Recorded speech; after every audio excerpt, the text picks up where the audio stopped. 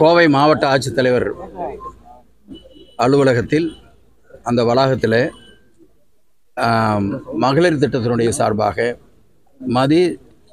சிறுதானிய உணவு வகைகள் அது இங்கே தயார் செய்து கொண்டு வந்து இங்கே அவர்கள் மக்களுக்காக இங்கே வரக்கூடியவர்களுக்காக இங்கே விற்பனை செய்கிறார்கள்.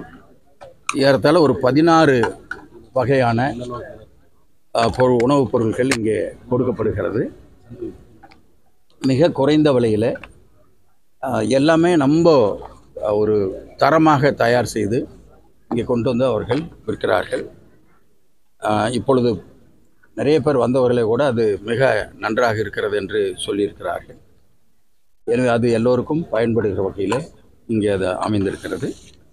அது அல்லாமல் இன்றைக்கு விலையில்லா மிதிவண்டி மாணவ மாணவிகளுக்கு கொடுக்கப்பட்டது. ஒண்டிப்புதூர் மேல்நிலைப் பள்ளியில் ஒரு 12 லட்சம் ரூபாய், சுமார் 12 லட்சம் ரூபாய் பொறுமான 245 குழந்தைகளுக்கு அது கொடுக்கப்பட்டிருக்கிறது. ஏற்கனவே மாவட்டம் முழுவதும் ஏறத்தாழ 9,13,00,000 ரூபாய்க்கு கொடுப்பதற்கான ஏற்பாடு செய்து அது நடந்திருக்கிறது. எனவே இந்த வகையிலே நடவடிக்கைகள் எடுக்கப்பட்டு கொண்டிருக்கிறது. முதலமைச்சர் அவர்கள் ஒவ்வொரு திட்டத்தையும் ஏறத்தாழ ஒரு 2 மாதத்திற்கு ஒரு முறை ஆய்வு செய்து ஒவ்வொரு துறையிலையும் என்னென்ன நடந்திருக்கிறது என்பதை அவர்கள் ஆய்வு செய்கிறார்கள். அதே போல் மாவட்ட வாரியாக என்ன பணிகள் நடந்திருக்கிறது, பல திட்டங்கள் இங்கே வந்திருந்தப்போ கூட பல திட்டங்களை அறிவித்தார்கள். பொள்ளாச்சிக்கு வந்திருந்தப்போ திட்டங்களை அறிவித்தார்கள். எனவே அதெல்லாம் எந்த வகையிலே எந்த அளவிற்கு அது முன்னேற்றம் அடைந்திருக்கிறது என்பதை அவர்கள் ஆய்வு செய்து மாவட்டத்தில் அந்த பணிகளையும் கவனித்து வருகிறார்கள்.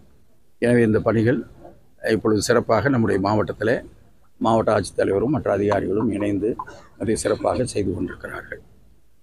மற்றபடி இன்னும் மேலும் புதிய திட்டங்களையும் இதெல்லாம் கொண்டு வருவதற்கான ஏற்பாடு செய்யப்படுகிறது.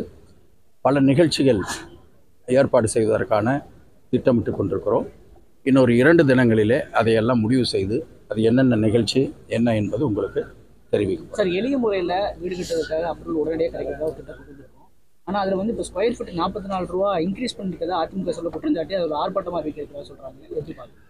இல்லை, அதாவது முதல்ல அவங்க வந்து இந்த அனுமதி வாங்கிறதுக்கு பல நேரம் அதிகாரிகளை போய் சந்திக்க வேண்டியிருக்கும், அலுவலகங்களுக்கு போக வேண்டியிருக்கும். அதிகாரிகளுக்கு நிறைய அதில் பணி சுமைகள் இருந்த காரணத்தால் கொஞ்சம் காலதாமதம் ஏற்படுவதற்கும் சூழ்நிலை ஏற்பட்டு விடுகிறது. இப்போ அதையெல்லாம் தீர்க்க வேண்டும் என்பதற்காகத்தான் முதலமைச்சர் அவர்கள் ஆன்லைனில் போட்டதுனாக்கா அப்படியே கிடச்சிரும். ஒரே ஒரு கண்டிஷன், அவங்க வந்து எல்லா ரெக்கார்ட்ஸையும் கரெக்டாக போடணும். அப்போ தான் ஆன்லைன் அக்செப்ட் பண்ணணும். அப்புறம் ஏதாச்சும் தவறானதை கொடுத்ததுனாக்க அது மற்றவர்களை பாதிக்கும். வேறொருடைய நிலமாக இருந்து அது ஒரு போலியான பத்திரத்தை கொடுத்து விட்டால் இன்னொருவர் அதனால் பாதிக்கப்படுவார். எனவே அப்படி இருந்தால் அரசாங்கம் நடவடிக்கை எடுக்கும் என்று சொல்லப்பட்டிருக்கிறது. அதே மாதிரி நாங்கள் என்ஜினியர்ஸை வந்து என்ன நாங்கள் வேண்டுகோளாக வைத்திருக்கிறோம் என்றால், இந்த கட்டிடம் கட்டக்கூடியவர்கள் மிக சாதாரணமான குடும்பத்தை சார்ந்தவர்கள். எனவே அந்த பிளான் நீங்கள் போட்டு கொடுக்கும்போது விதிமுறைகள் படி நீங்கள் போட்டு கொடுக்குறீங்க, அதே விதிமுறைகள் படி கட்டுவதற்கான அவர்களை வழிநடத்த வேண்டும், அதில் மாற்றம் வரக்கூடாது என்றும் அவர்களுக்கு அறிவுறுத்தப்பட்டிருக்கிறது. இதுவெல்லாம் எதற்காக என்றால், இப்போ நம்ம பொள்ளாச்சியில் எடுத்தால் கூட ஏறத்தாழ 30-40 வருஷத்துக்கு முன்னாடி கட்டின பில்டிங்க்கு இப்போது கோர்ட்டில், ஹைகோர்ட்டில் போய் ஒரு கேஸு யாரோ ஒருத்தர் போட்டு அந்த கடைகளை சீல் பண்ணணும்னு சொல்லிட்டு ஒரு நோட்டீஸ் கொடுத்துருக்காங்க. அதை வந்து எங்களுக்கு அதில் வந்து அதை போய் தொந்தரவு பண்ணுறதுக்கு விருப்பம் இல்லை.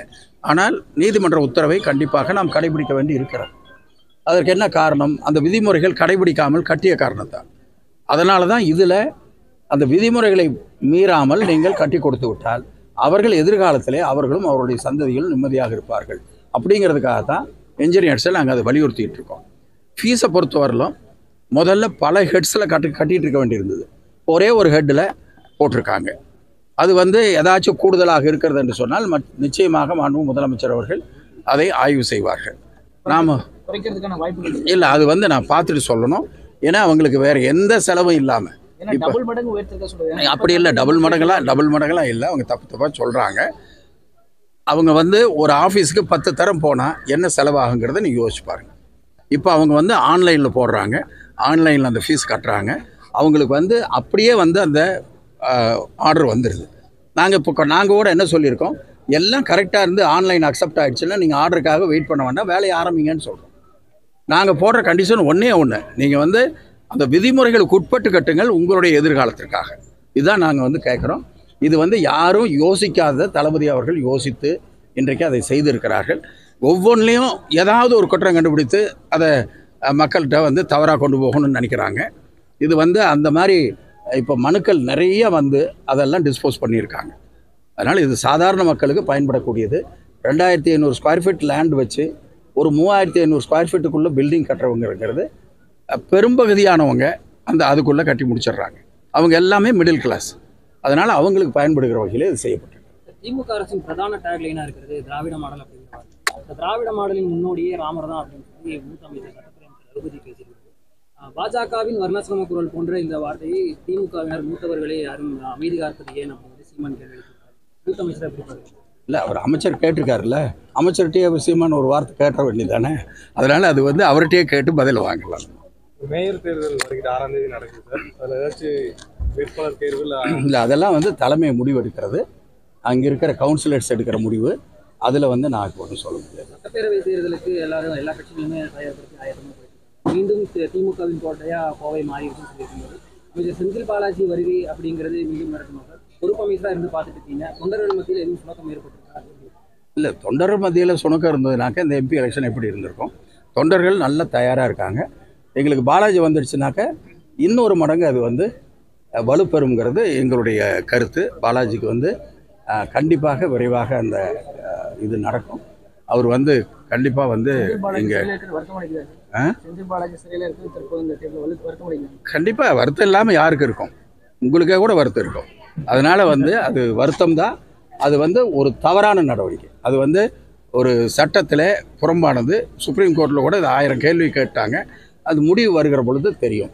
அதனால் வருகிற பொழுது நிச்சயமாக இங்கே மிகப்பெரிய அளவில், ஏன்னா இப்போ நாங்கள் வந்து தேர்தலை நோக்கி வேலை செய்யலை, மக்களுடைய பிரச்சனையை நோக்கி தான் வேலை செய்கிறோம்.